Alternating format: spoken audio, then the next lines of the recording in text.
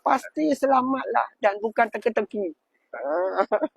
Sejenak sempurna selamat selesai. Langkah yakin menuju barokah. Sejenak teguh di setiap masa. Ibadah jadi lebih bermakna. Saya ni Puan Rohani Abdul Samad daripada Muar Johor.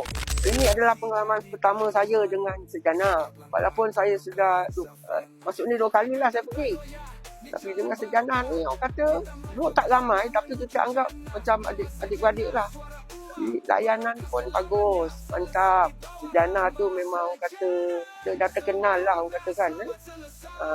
Jadi siapa-siapa yang berhajat nak pergi umrah bila-bila masa sertailah Sejana. Kursus yang diberi oleh orang kata CEO dia Ustaz Safi memang orang kata terang dan jelas. Orang kata memang tepat lah. Orang kata tak payah. Orang kata kita kalau pergi sekali tu, kalau saya nak pergi lagi sekali. Ya kan? Dan ada juga buku yang disediakan sendiri oleh Ustaz Safi. Senang dan terang jelas. Menerangkan orang kata peraturan SOP nak pergi umrah. Dia senang. Dia kena bawa buku tu. Memang kata tengok je buku tu pun memang dah jelas. Pengalamannya salah satunya orang kata demam batuk tu dah memang biasalah, kong ke sana kong sini.